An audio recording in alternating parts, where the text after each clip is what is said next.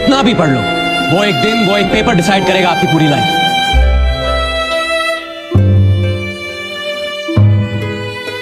बच्चे खुद पढ़े तो बढ़िया, वरना पकोड़े तो बेच ले।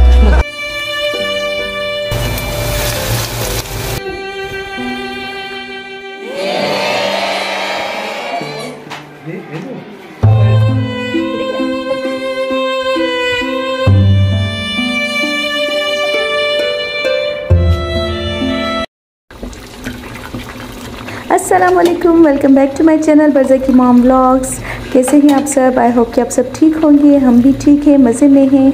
और जी आज का व्लॉग मैं स्टार्ट कर रही हूँ। तो सबसे पहले मैं आपको बता दूँ कि आज का व्लॉग बहुत ही मज़ेदार, धमाकेदार और बहुत ज़्यादा इंटरेस्टिंग और इन्फॉर्मेटिव होने वाला है। कितना झूठ बोलेगी और क्या क्या सच। तो जी यहाँ पर बरज़ा के लिए मैं एक सिंपल सी दाल बनाने के साथ साथ आपके साथ आज का टॉपिक डिस्कस करती जाऊँ तो आज मैं ट्रिब्यूट पेश कर रही हूँ दुनिया के सारे फादर्स को। और यकीनन हर किसी का फादर बहुत ही ग्रेट होता है, लेकिन मेरी नज़रों के सामने से दो ऐसी अहम शख्सियात गुजरी रिसेंटली। तो मैंने सोचा कि मैं इन दोनों को कंपेयर तो नहीं कर रही, लेकिन मैं उनकी अज़मत को सलाम पेश करने के लिए आज उनको यहाँ अपने व्लॉग में डिस्कस करूँगी। एक है जी इंडिया से, झारखंड रांची से बिलोंग करने वाले इस फादर की अज़मत को मैं सलाम करूंगी।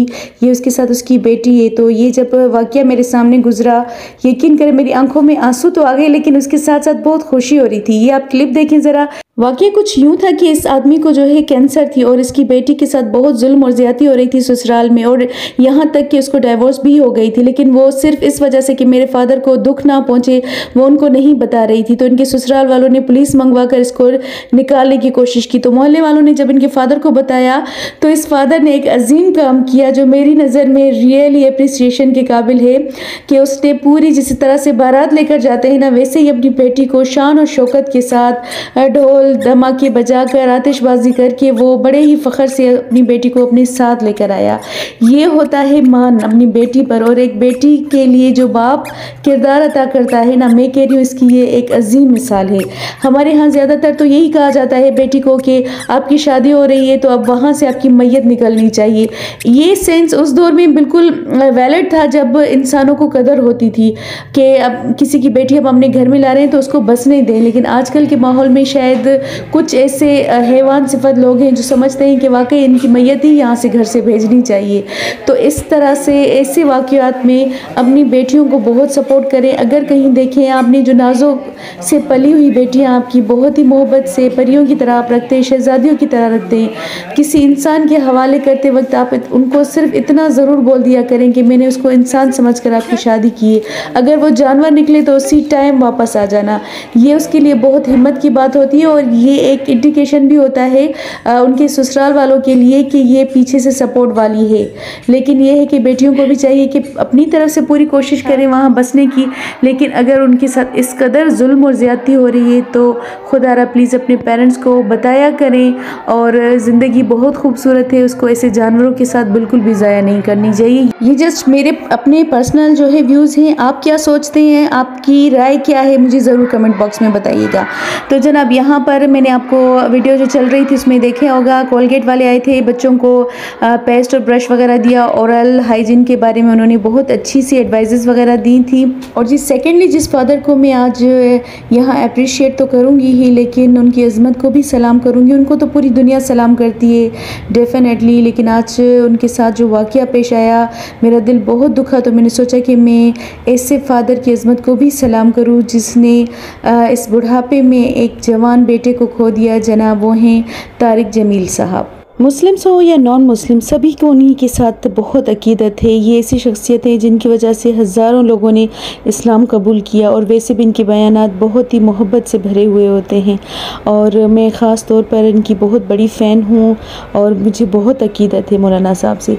कहते हैं कि अल्लाह किसी दुश्मन को भी औलाद का दुख ना दिखाए, और ये तो इतनी अजीम हस्ती है और जवान बेटे की मौत में तो समझती हूँ कि औलाद जैसी मीठी चीज़ तो दुनिया में कोई भी नहीं है। और जब ऐसा जवान खूबसूरत बेटा उनका मतलब उनकी आंखों के सामने ही उनकी डेथ हो जाए तो ये मौलाना साहब के लिए बहुत बड़ी आजमाइश होगी यकीनन। और अल्लाह ने उनको इतनी हिम्मत दी है कि उन्होंने जनाजा नमाज के बाद ये बयान दिया कि हम अल्लाह की रज़ा में राज़ी हैं। और इस बात ने तो हमारा दिल और भी जीत लिया कि हम छोटी छोटी सी बातों पर कैसे अल्लाह से शिकवा शिकायत करते हैं। तो जी मेरा ट्रिब्यूट है, मेरा सलाम है, पेश करती हूँ मैं मौलाना साहब को। यकीनन आप सब भी उनके बहुत ही अकीदत रखते होंगे, आप सब भी उनसे। तो जी ये 2 वाक़यात थे जिनको आज मैंने डिस्कस करना था। बाकी तो काम आप सामने देख रहे हैं, चल रहे हैं। मैंने जल्दी से अपने काम निपटाए और मैं जी कर रही हूँ अभी तैयारी दोबारा से हेडमिस्ट्रेस के टेस्ट के लिए। और मेरा दिमाग वाकई घूम रहा था यहाँ पर। और जी जब पढ़ने बैठो तो ये कंडीशन होती है।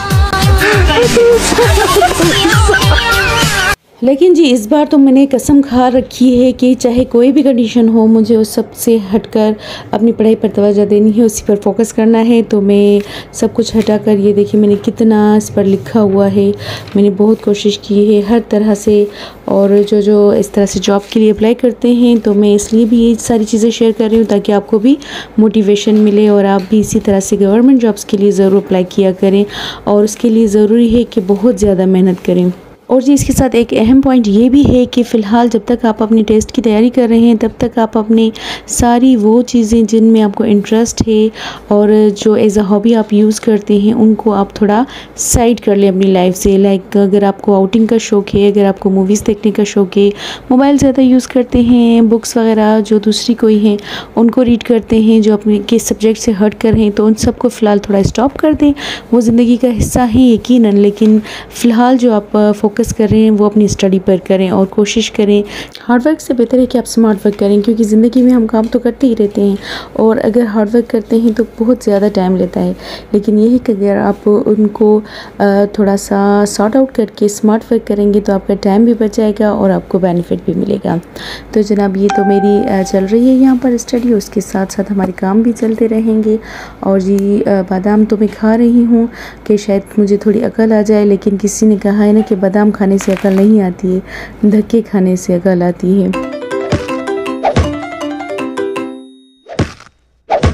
लाइफ के धक्के तो हर कोई खाता है, तो छोड़ते हैं इस बात को और कंसंट्रेट करते हैं बादाम पर।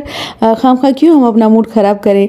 तो जनाब आपको बताती चलो यहाँ पर कि शेरा आपको जैसे कि पता है कि जो मेरे व्लॉग्स देखते हैं उनको सबको पता है कि वो बहुत ही फ़नी पर्सनालिटी है मेरे घर में और हमारे लिए फुल एंटरटेनमेंट है। तो कुछ दिन पहले की ये बात है, ये आप देख सकते हैं उसकी एक्टिंग, और मैं सच में डर गई थी, बरजा डर गई। हमने सोचा पता नहीं शायद इसको वाकई में करंट लग गया है, लेकिन सीरियसली ये देखें और मैं तो परेशान हो गई। मैंने कहा मैं अब क्या कर सकती हूँ, लेकिन देखूँ क्योंकि इसकी हरकतें मुझे काफ़ी हद तक पता है। तो जब मैंने स्विच को देखा वहाँ पर कि क्या हुआ, बरजा भी बेचारी डर गई थी इतनी। देखना चाहिए, पता नहीं एक्टिंग कर रहा है या क्या कर रहा है, लेकिन जब मैंने स्विच को जाकर देखा तो वाकई वो पिघल गया था। मतलब उसको वाकई हाथ जला था, लेकिन ये नहीं था कि उसको करंट लगा था। और ये जो मुसलसल ऐसे तड़प रहा था ना, यहाँ से मुझे अंदाज़ा हुआ कि ये एक्टिंग कर रहा है। और देखिए वाकई ये स्विच जो है पिघल गया था, काफ़ी ज़्यादा गर्म था, उसको हाथ को लगा, लेकिन बाद में वो हंस रहा था। बहरहाल जी ये फ़नी चीज़ें तो हमारे घर में आम जाम है, तो इसलिए मैंने कहा आपको भी थोड़ा एंटरटेन कर दूँ। और यहाँ पर जी मोहल्ले के बच्चों को बिठाते हैं ताकि बरजा थोड़ा खेलना सीखे, क्योंकि अदरवाइज़ उसको टीवी पर कार्टून्स और मोबाइल्स पर पोएम्स देखने के अलावा और कुछ भी समझ नहीं आता। आजकल के बच्चों को खेलना आता ही नहीं है। तो ये हमारे मोहल्ले के वो बच्चे हैं जो कि बहुत अच्छी तरह से खेलते हैं। मैंने इनको देखा है, इसलिए मैं इनको थोड़े से बरजा के खिलौने दे देती हूँ। मैं कहती हूँ कि आप भी भाई खेलो और बरजा को भी थोड़ा सिखाओ कि खेला कैसे जाता है। तो ये देखिए ये छोटा सा लड़का कैसे सिलाई कर रहा है और जी बरजा बादशाह बेगम बनकर कुर्सी पर बैठकर बस इनसे लड़ाइयाँ ही करती है। तो लेकिन अच्छी बात है, कहते हैं कि ये चाइल्ड साइकोलॉजी भी है कि बच्चे बच्चों से ही ज़्यादा सीखते पूछते हैं। तो जी मैंने इसीलिए भी सोचा कि वो इन बच्चों के साथ बैठेगी और इनसे ये सारी चीज़ें सीखेगी। तो बरज़ा खाना भी नहीं खा रही थी, फिर मैंने इनको एंटरटेन करने के लिए थोड़े से मैंने रोटी और सालन यहाँ दे दिया। मैंने कहा आप यहीं पर डालकर खिलौनों में आप खाओगे तो आपको अच्छा लगेगा। और बच्चा फिर बरज़ा तो वाकई इन चीज़ों को देखकर बहुत अट्रैक्ट हुई, बजाय उसको नॉर्मली खाने के ये चीज़ें अच्छी लग रही थी। इनके साथ बैठकर उसने माशाल्लाह से काफ़ी खा लिया। और यहाँ जी मैं नमाज़ पढ़ूँ और वो मुझे हटा कर तो ज़रूर नमाज़ पढ़ना स्टार्ट कर देती है। तो माशाल्लाह से अल्लाह उसको और हिदायत देगा और ये आदी हो जाएगी, लेकिन इसको वाकई बहुत मोहब्बत है नमाज़ पढ़ने से। तो जी बच्चों का बहुत ख़ास ख्याल रखें, उनकी तरबियत पर। हम अपने ज़िंदगी के बहुत सारे पल हैं फ़जूल चीज़ों पर, फ़जूल कामों पर ज़ाया कर लेते हैं, लेकिन बहुत अच्छी बात होती है कि बच्चों को हम अच्छी तरबियत दें।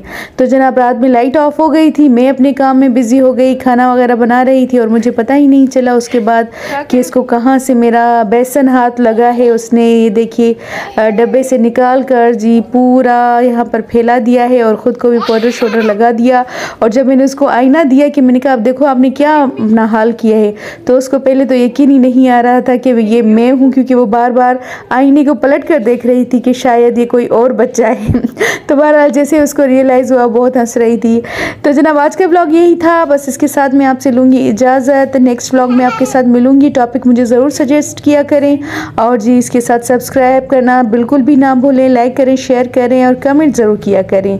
आपको व्लॉग कैसा अच्छा लगा या नहीं लगा ये मुझे ज़रूर बताया करें। और नेगेटिव पॉजिटिव जो भी जो कमेंट्स होते हैं मैं उनको बहुत ही दिल से मोस्ट वेलकम करती हूँ, लेकिन ये ही अच्छा लगता है कि आप इंटरेस्ट ले रहे हैं। तो इसके साथ इजाज़त दीजिए, अल्लाह हाफिज़।